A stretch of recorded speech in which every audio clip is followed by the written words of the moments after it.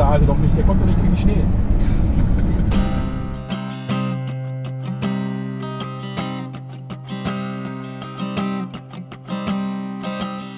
Some people are rich like you wouldn't believe.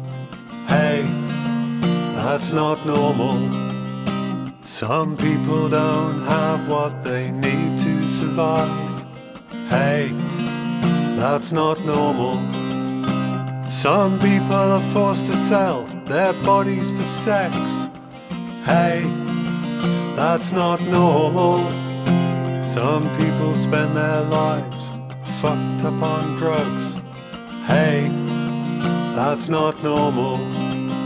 Some people hate people who are LGBTQC. Hey, that's not normal. Some people hate people from different countries. Hey, that's not normal. Some people hate people of a different color. Hey, that's not normal. Some people hate people for the religion they follow. Hey, that's not normal. Some people kill animals so others can eat them. Hey, that's not normal. And the bits that they can't eat, perhaps they can wear them. Hey, that's not normal. Some animals are born to die in laboratories. Hey, that's not normal. Some animals are born to perpetual captivity. Hey, that's not normal. Some people think progress comes from competition. Hey, that's not normal. Some people think happiness is found in possessions. Hey, that's not normal. Some people drink themselves into a state of oblivion. Hey, that's not normal. To escape from a world that's increasingly alien. Hey, that's not normal. Some people buy houses as an investment. Hey, that's not normal. And they live off the earnings of the poor sods who rent them. Hey, that's not normal. The idle poor, we scorn and despise them. Hey, that's not normal. Yet the idle rich, we aspire to be like them.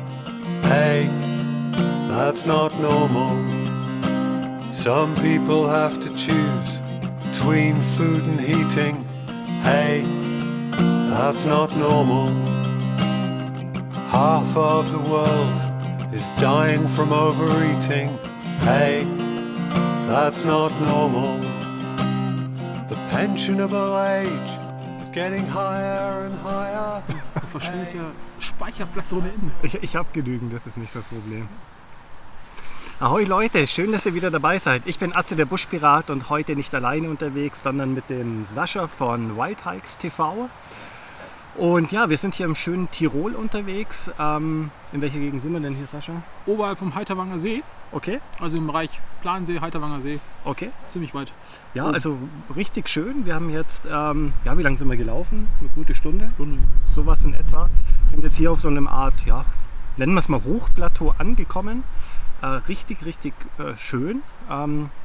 Wir schauen jetzt gerade hier ein bisschen, wo wir unsere Lagerplätze aufschlagen werden, weil der Boden doch hier sehr steinig ist. Mal gucken, ob wir da Heringe reinbekommen und was wir für Aufbauvarianten sprengen. Notfalls sprengen wir uns irgendwelche Löcher in den Boden und legen uns dort rein. Dann haben wir morgen früh auch Trinkwasser, weil es soll ja morgen früh irgendwie regnen anfangen. Und ich würde sagen, ja, tun wir nochmal verschnaufen und dann gucken wir mal. Dann starten wir. Und dann starten wir. Tipptopp. Akkuschrauber, ich sag's immer. Ey, du wirst lachen. Für die Heringe von meinem Wohnwagen habe ich das. Ja? Ja gut, das sind solche Dinger. Okay. Ja, so dick. Okay. Und die sitzen da alle mal klopf, klopf. Ich habe mir einen Adapter geholt für einen Akkuschrauber. Zup. Das ist natürlich auch nicht schlecht. Oceans and cut down the trees. Hey, that's not normal.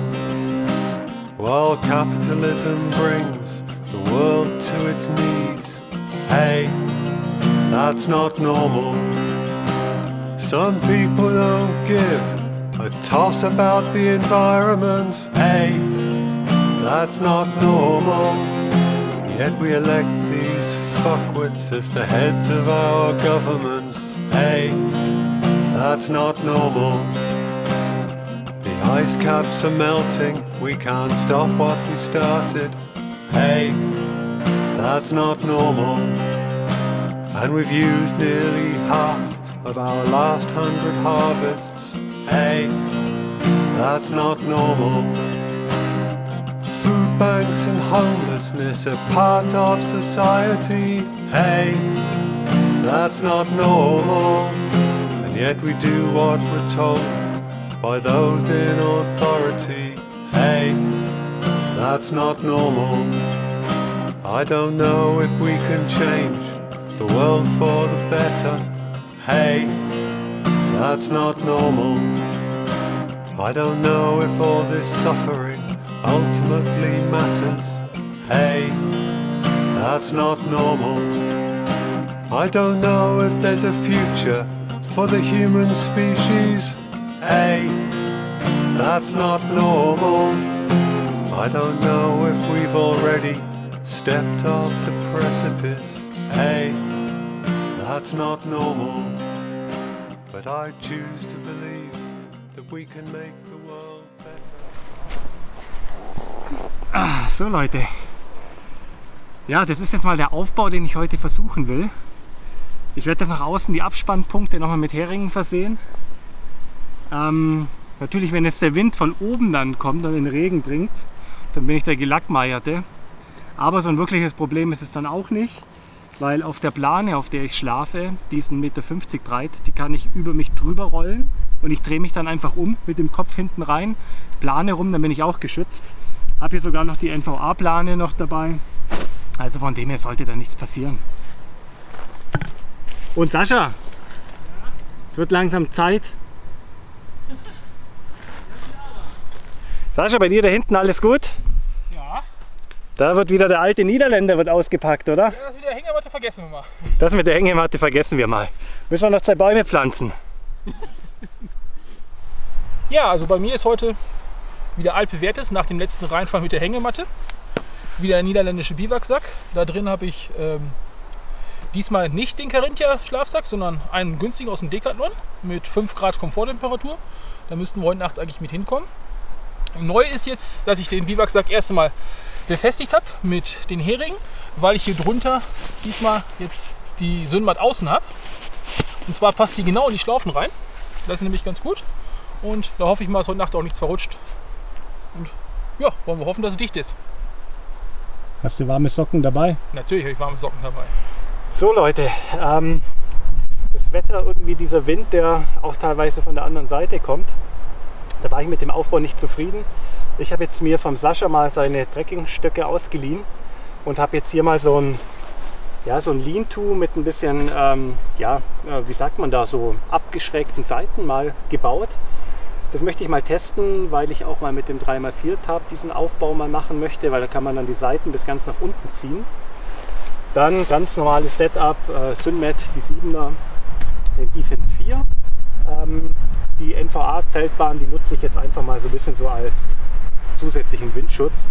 Da hinten liegt mein ganzes Zeug und jetzt gucken wir halt einfach mal, wie die Nacht wird. So Sascha, das haben wir uns jetzt glaube ich verdient. Was gibt's denn bei dir Leckeres? Ein Kaiser. Ein Kaiser-Fassbier. Ja, ein echtes Traditionsbier. Premium. Ja, bei mir Stuttgarter Hofbräu-Pilsner. Echt, das ist von zu Hause importiert. Ja, die Tankstelle hatte eine tolle Auswahl an Dosenbier. Oh, ja. Ah, Wir sind gut gelaufen. Also schön ruhig. eigentlich hat das gerade meine Frau mit Auto gebracht. Was? Ich mache jetzt keinen Schwenk. Fahren wir das Auto weg. Dann auf die Tour. Auf die Tour. Wegschieben. Hört man es nicht. Und wie die Tradition. Boah, Nicht gut? das erste Mal, ich das aus Dose trinke. Also Kaiser klingt so wie das Aldi-Bier irgendwie. Echt? Ja. Nein, das ist das beste Nein? Bier, das du in Österreich kriegst. Okay. In Österreich wow. kriegst du ja kein gutes Bier, aber das ist Okay. das Beste für mich. Mm. Was ist das? Deins? Wie viel Prozent? 4,9. Schwachmat. Du? 5. Ich habe noch ein Elefantenbier dabei, das hat 7,9. Das Ja. tötet Elefanten. Das tötet Elefanten beim ersten Schluck. Ja, wie so die Tradition Leute will, gibt es jetzt natürlich noch eine kleine Geschichte, eine kleine Tourengeschichte. Sascha, was war das Krasseste, was wir beide bisher erlebt haben? Waren wir auch mal in einem kalten Loch? Nein, wir sind immer kalt. Immer im Kalten. Also Tirol, Leute, ich glaube die Geschichte, das muss die werden, wo wir uns das erste Mal getroffen haben. Ja, ich weiß. Wir haben uns kurz geschlossen, wir machen eine Tour, eine Winterübernachtung. Winter? Nee, ja doch, es war Winter, aber es lag kein Schnee. Es war der 30. oder? Ich weiß nicht, ja. Oder der 31. Es war frostig.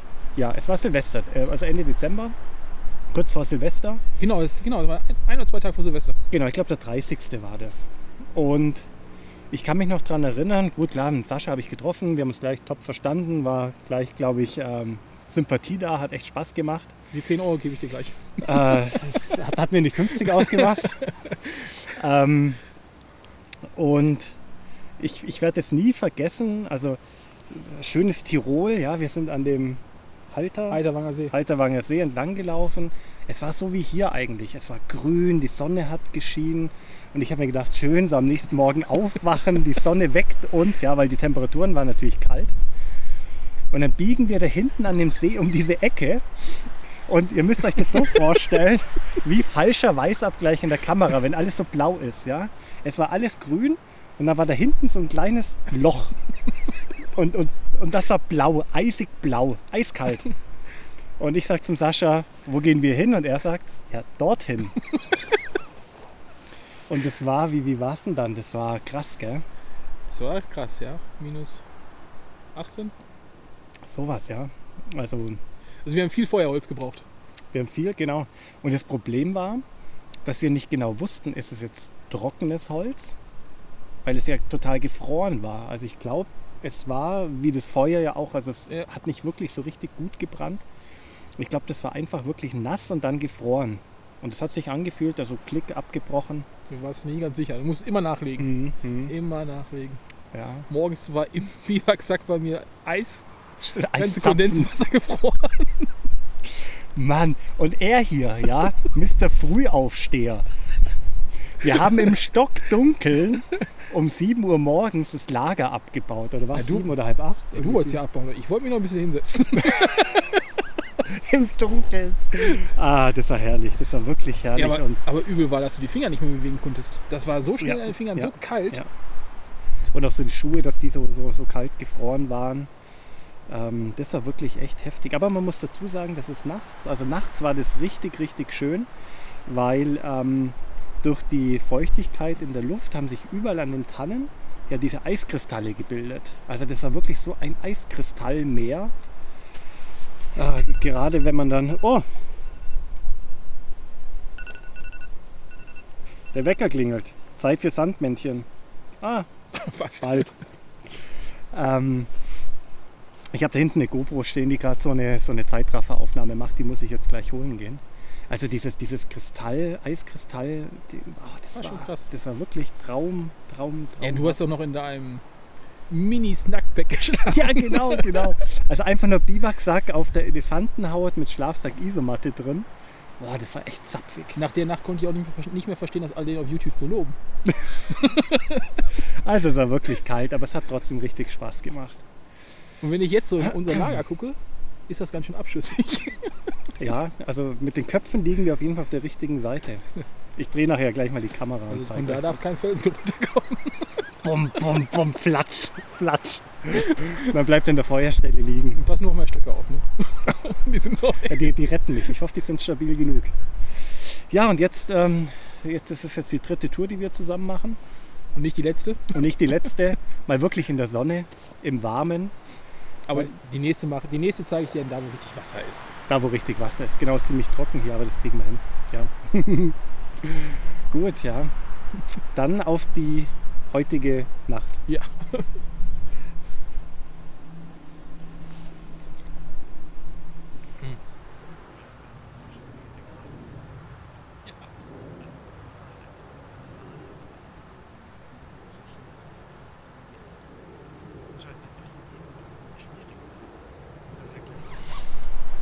Ja, Leute, jetzt gibt es eine kleine Piepshow. Und ich wette, er traut sich sowieso nicht, das ins Video zu schneiden. Wir werden sehen. Für meinen Schwager Helmut. Der uns auch besuchen wollte. Ja. Das Problem ist, die Sachen sind irgendwie noch feucht und mich fröstelt's. Und da müsst ihr auch im Winter, ganz egal wie kalt es ist, einfach mal blank ziehen und das Zeug zum Trocknen aufhängen.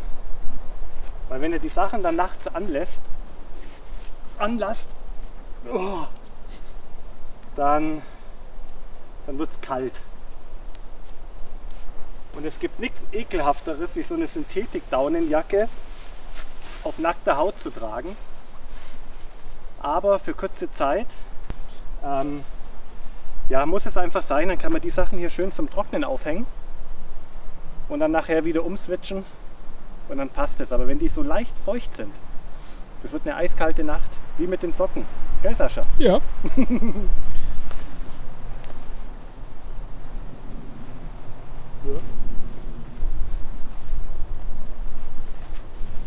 Und der positive Nebeneffekt ist, man sieht die Tableinen viel besser. Ja. Hast du Wäscheklammern dabei, Schatz? Nee. Ich wollte auch gerade sagen, das hat ein bisschen was von Hausfrau. Genau, so passt es wieder. Das ist dann in einer halben Stunde trocken und gut ist. So Leute, wir haben jetzt noch die letzten Sonnenstrahlen hier genossen. Sonne ist so langsam hier an der Stelle weg. Ja, Sandmännchen, haben wir verpasst? Haben wir verpasst. So ein Mist. iPad hast du vergessen? iPad vergessen und Empfang gibt es ja eh keinen, außer über einen heißen Punkt. Okay Leute, wir werden jetzt auf jeden Fall die Lagerfeuerstelle mal klar machen und dann gibt es Abendessen.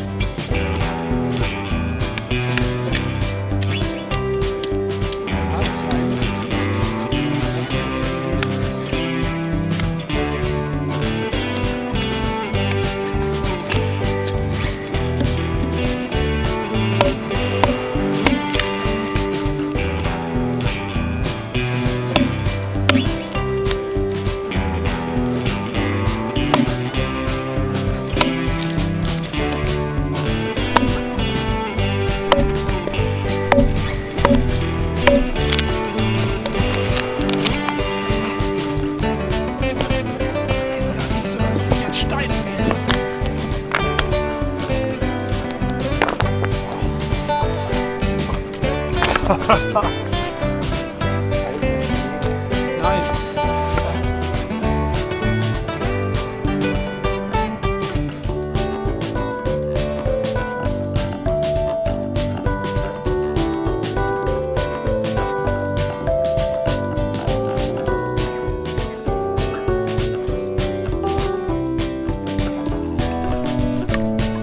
So, gucken mal, ob wir überhaupt hier irgendwie was ankriegen.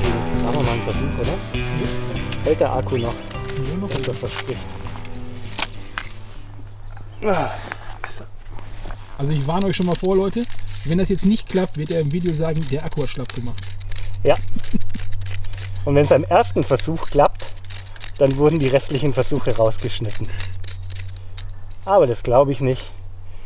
Die gute Birkenrinde natürlich auf den Stein zu kratzen, natürlich sehr gefährlich, wenn man mit der Klinge durchbricht und dann den Stein hier mit kratzt. Aber es ist egal.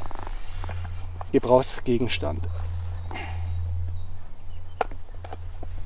Und so, lala. Dann gucken wir mal. Ja, siehst du? Oh, Das sieht doch schon mal gut aus.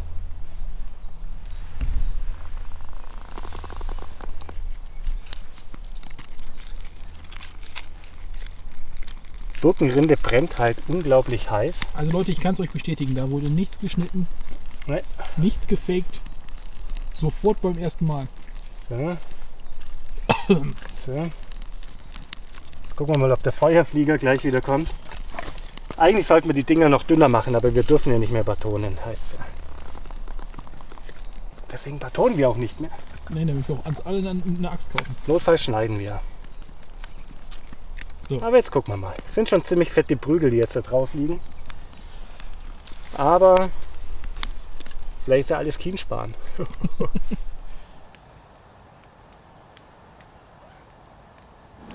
Mai ist das schön. Jetzt ist echt schön. Ja. Leute, Feuer brennt. Jetzt gibt es gleich was zum Essen. Man könnte sagen, die Ruhe vor dem Sturm. So Leute, wir sitzen jetzt hier gemütlich am Lagerfeuer. Und Sascha, der packt gerade sein, wie nennt sich das? Real Field Meal. Okay, Also die Armeeverpflegung der norwegischen Armee okay. aus. Oder heißt jetzt neu heißen sie Arctic Field Ration. Früher hießen sie Real Field Ration. Also schön bestellt beim Lasse. Genau, beim Lasse. Genau, tipptopp. Waldläufer-Shop, unbedingt mal reinschauen. Ich habe mir gerade hier 2 Kartoffeln reingeschmissen. Wo? Da! Oh, Und Resterampe von gestern noch. Ein bisschen Wurst, ein bisschen Brot, ein bisschen Zwiebel. Und hier, weil heute Karfreitag ist, Carlsberg Elephant. 7,5%. Gucken wir mal. Ansonsten noch ein bisschen Notration dabei. Ja.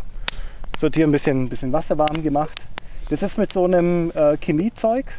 nein, das Nee. ist der Unterschied zu diesen normalen Mhm, diese amerikanischen Packs. Also bei der norwegischen Armee ist alles ohne Zusatzstoff. Okay, Also die sind gefriergetrocknet okay, und vakuumverpackt Okay. und es sind keine Zusatzstoffe drin. cool. Also das ist von Mhm, daher müssen wir sich interessiert mal mich jetzt anschauen. Auch mal der Geschmack, Okay, weil die anderen schmecken immer so ein bisschen künstlich, ein bisschen unteraromatisiert okay. und natürlich the best Boah, Steak Bar. Ich kaufe mir gleich die Kamera. Ist gut. Dann nimmst du die Kamera mit und ich trage die Akkus. achso, genau. Das macht Sinn. Hey, du hast einen Deckel auf deinem Topf. Schon immer gehabt. Gut. Ich habe nur keinen Henkel. Das ist natürlich schon auch praktisch, gell? Der ist cool, ne? Und vor allem geht's ja gleich ab.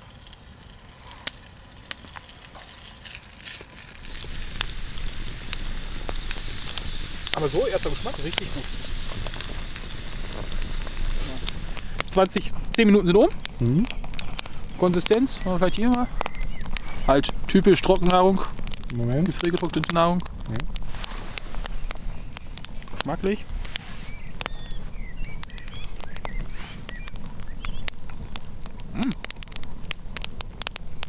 Also es ist jetzt Kebabpfanne, nennt sich das.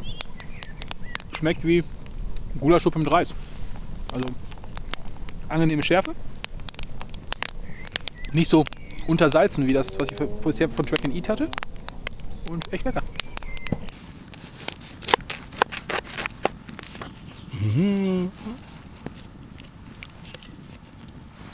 So, schön anrichten. Ein bisschen Salz.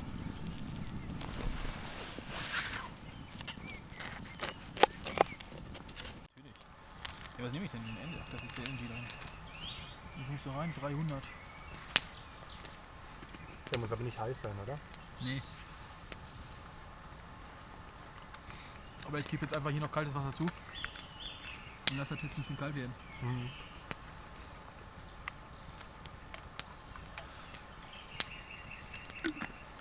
Boah, das ist scharf. So Leute, wir haben jetzt lecker gegessen. Bei mir gab es Kartoffeln und ein bisschen Würstchen mit Brot. War soweit echt ganz lecker. Ich bin satt für die Nacht. Sascha, wie war's bei dir? Super, super. War ein bisschen scharf, aber angenehm. Und Ja. lasse die nächste Bestellung kommt. So sieht's aus. Und ja, wir werden jetzt den Abend hier ganz gemütlich am Feuer ausklingen lassen, machen hier ein bisschen so sibirisches Feuer, das heißt lange Baumstämme, die wir nach und nach reinschieben. So richtig eiskalt ist es nicht, also der Wind hat auch nachgelassen.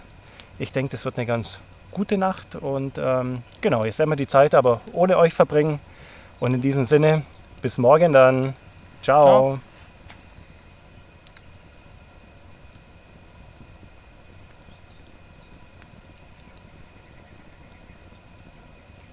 So, Schweigen war lang genug.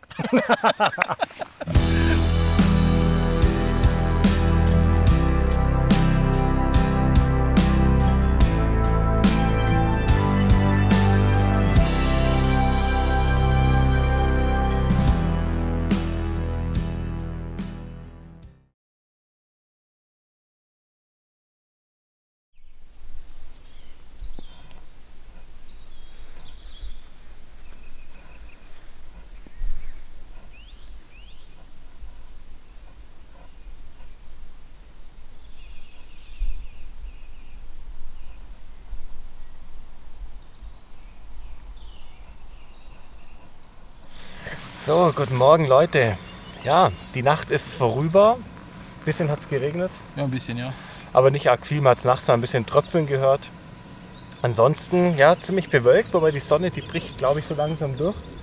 Vereinzelt blaue Wolken, sieht ganz nett aus. Wir werden jetzt hier noch eine Runde gemütlich frühstücken, ja, und dann den Heimweg antreten. Genau.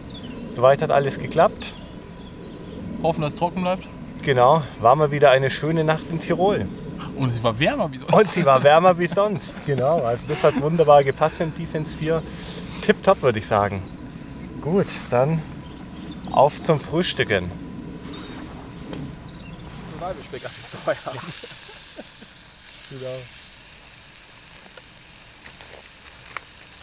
Der Survival-Speck. Du hast jetzt aber das Ding bestellt, was Carlos hat, ne? Ja, ich glaube.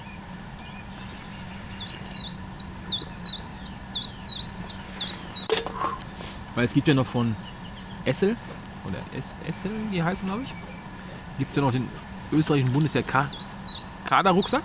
Okay. Das ist auch ein richtig geiles Ding.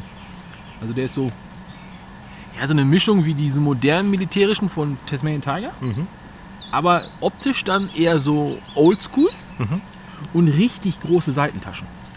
Ja, das heißt, die hat richtig große Seitentaschen und vorne nochmal eine richtig große Tasche. Da kriegst du locker bestimmt ein ganzes Tab rein. Okay. Also der ist auch cool. Der hat, glaube ich, 45 oder 50 Liter.